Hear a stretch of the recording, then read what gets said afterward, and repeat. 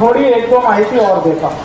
वो माहिती ये देनी है कि मान लो गर्भाधान हो गया, अभी क्या करना। एक तो गर्भाधान के पहले के मैंने आपको कुछ नियोजन बताए सूक्ष्म रूप में। अभी गर्भाधान हुआ, फिर क्या करना, तो उसके लिए भी सतत कुछ चीजों का ध्यान आपको रखना है। उनमें से पहली एक वस्तु, एक बात, एक माहिती जरूर याद रखनी है। गर्भाधान होने के बाद बहुत बहुत बहुत सावधानी से अपने जीवन को आगे बढ़ाना है। आपकी एक छोटी सी असावधानी जीवन भर की आपकी जो मेहनत है उसको बेकार कर सकती है। इसलिए गर्भाधान होने के बाद बराबर ध्यान रखना है एक बात का, वो ये कि आपका भोजन, आपका जीवन अच्छा होते ही जाना चाहिए। गर्भाधान के पहले तो अच्छा है ही, होने के बाद तो और भी अच्छा होना। तो अच्छा होने से मतलब क्या है? दूध, ताक, दही, लोनी, सूप, ये भरपूर खाना है। बिल्कुल चिंता मत करिए। उसके बाद पतला होने का भी बता दूंगा मैं। गर्भाधान होने के पहले का जो नियोजन मैंने बताया, बाद का भी उतना ही जरूरी है। आपको इस बात का ध्यान रखना है कि गर्भाधान होने के बाद दूध, सूप, लोनी, दही, ताक, ये भरपूर खाना है। और हमेशा याद रखना है गाय का खाना है। सूप तो जितना खाएं उतना अच्छा। फिर आपके मन में आएगा वजन बढ़ेगा, बिल्कुल चिंता मत करिए। गाय के सूप से कभी किसी का वजन नहीं बढ़ता। वजन बढ़ता है मछली के सूप से। मैं बार बार कह रहा हूं, गाय का सूप खाना है, मछली का नहीं खाना, वजन नहीं बढ़ेगा। गाय का दूध, मछली का नहीं पीना, गाय का पीना, तो भी वजन नहीं बढ़ेगा। तो सूप, दूध, दही, लोनी, ताक, घी, मक्खन, ये सब खाना। एक दूसरा, भरपूर कैल्शियम आपके शरीर में रहे, क्योंकि आपको और आपके बच्चे को दोनों को डबल कैल्शियम अब चाहिए। तो चूने की मात्रा लगातार खाती रहनी है। बढ़ा दिए तो और ही अच्छा है। दही में, ताक में चूना बराबर खाते रहना। केला भरपूर खाते रहना है, क्योंकि केले में भरपूर कैल्शियम है। फुटाने, शेंगा भरपूर खाते रहना है, दोनों में कैल्शियम है। तिल खाते रहना है, उसमें भरपूर कैल्शियम है। ये आप छोड़ दो, ये किसी शास्त्र में नहीं लिखा हुआ है। नहीं, आप भरपेट खाओ। आप जितना खाना चाहते हैं केला खाओ। कुछ त्रास हुआ तो मुझे फोन कर लेना।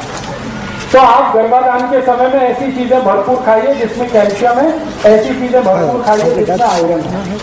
ये दूसरी बात ध्यान रखिए। तीसरी बात, समय से भोजन और समय से आराम, ये गर्भाधान के बाद बहुत आवश्यक है।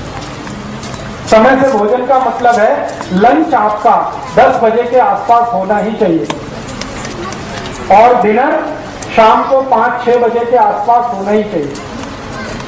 लंच 10 बजे, डिनर शाम के 5-6 बजे। हाँ, बीच में अगर भूख लगे तो जूस पीना, फल खाना, फुटाने खाना, शेंगा खाना, गुड़ खाना, तिल पट्टी खाना, गुड़ पट्टी खाना बीच में। और सुबह शाम भोजन भरते 9-10 बजे सुबह, 5-6 बजे शाम को। एक भोजन से दूसरे के बीच 8 तास का अंतर गर्भवती आई के लिए। और दूसरा एक ध्यान ये रखना है कि पहले महीने से 7वें महीने तक थोड़ा थोड़ा श्रम करते रहना। श्रम मैंने बताया, जाता चलाना एक है, सिलबट्टे पे चटनी करना एक है, कपड़े धोना एक है, झाड़ू पोछा करना एक है। ये काम अपने हाथों से ही करें तो अच्छा है, मशीन से ना करें। क्योंकि जितना आप कर लेंगे उतना डिलीवरी टाइम में आपको असुकून रहेगा, पेन कम होगा, तकलीफ कम होगी, त्रास कम होगा। ये एक ध्यान रखना है। और एक आखिरी ध्यान इस बात का रखना है कि पूरे पहले महीने से 8वें 9वें महीने तक, 9 महीने 9 दिवस 9 घंटे, एग्जैक्ट टाइम ये है। 9 महीने 9 दिवस 9 घंटे, ये गर्भाशय के पूरे होने का समय है। इतने दिन तक आई को, पत्नी को कुछ मानसिक त्रास नहीं होना, कैसा भी,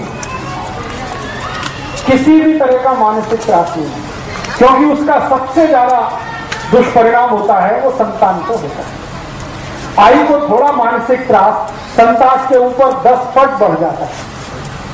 आई को थोड़ा हलन चलन हुआ ना, संतान को 10 पट बढ़ जाएगा। तो आई को कुछ भी त्रास नहीं होना। अब इसकी जिम्मेदारी पूरे परिवार को लेनी है। पति को तो विशेष रूप से लेनी है, परिवार के दूसरे सदस्यों को उसकी जिम्मेदारी लेनी पड़ेगी कि आई के साथ ऐसा कुछ ना हो जो उसको मानसिक त्रास वाला हो। जैसे हर एक व्यक्ति को, स्त्री हो या पुरुष, कुछ चीजें पसंद हैं, कुछ नापसंद होता है ना, सबके जीवन में होता है। छोटे बच्चे को भी ये पसंद है, ये नापसंद है, ये पसंद है। तो आई को जो जो चीज नापसंद है वो उतने दिनों में नहीं होनी चाहिए घर में।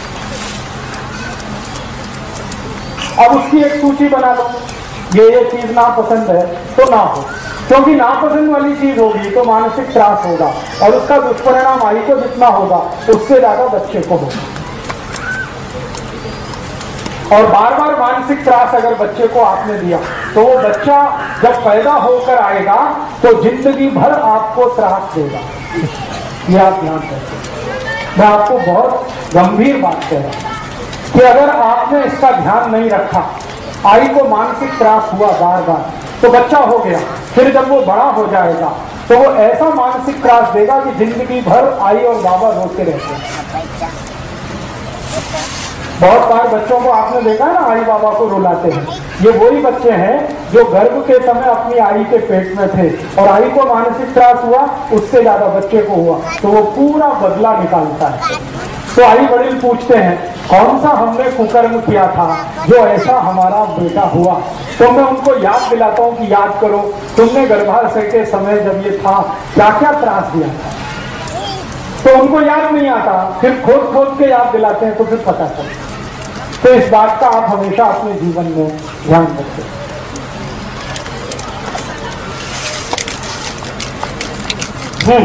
ग्रहण का असर होता है, सभी ग्रहण का, सूर्य ग्रहण हो रहा है, चंद्र ग्रहण, शरीर पर असर है तो बच्चे पे भी असर है। इससे तो हमेशा आप बचने की कोशिश करें। तो अब सूर्य ग्रहण जो है बच्चे के लिए तकलीफ वाला माना जाता है। चंद्र ग्रहण उतना नहीं है लेकिन सूर्य ग्रहण तो बहुत तकलीफ वाला है। तो जब सूर्य ग्रहण का समय हो तो आई को सूर्य ग्रहण के सामने नहीं आना। ये एक ही बात के लिए है कि आप थोड़ा आराम ज्यादा करो। सूर्य ग्रहण वाले दिन पता है क्या होता है, ब्लड प्रेशर बढ़ा हुआ होता है क्योंकि सूर्य के कारण, और ब्लड प्रेशर बढ़ा हुआ है तो एक ही बात है, शरीर को ज्यादा त्रास मत दो, शांत रहो, आराम करो।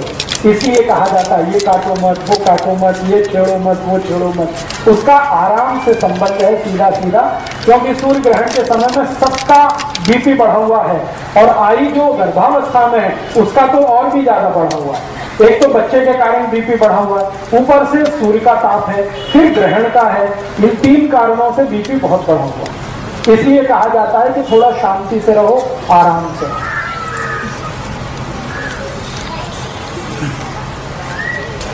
कुछ समझ में आ गया?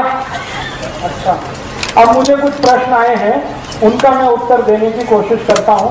आपके प्रश्न है तो आप भी पूछ सकते हैं। एक प्रश्न आया है कि कोई पति को और पत्नी को बच्चे नहीं होते, क्या करना? ये व्यक्ति जो भी प्रश्न कर रहे हैं वो मुझसे व्यक्तिगत मिले, क्योंकि उनका सार्वजनिक उत्तर नहीं है। किसी का कोई तकलीफ है, किसी का कोई तकलीफ, किसी में पति को तकलीफ है, किसी में पत्नी को तकलीफ है। तो एक जर्नल उत्तर इसका मैं नहीं दे सकता, इसलिए आप व्यक्तिगत रूप से मिले। नहीं तो मेरा नाम पता लिख लें, मुझे खत लिखें या ईमेल करें, विस्तार से आपकी माहिती मुझे दें, तो विस्तार से ही मैं समझ के कोई औषध बता सकता हूँ।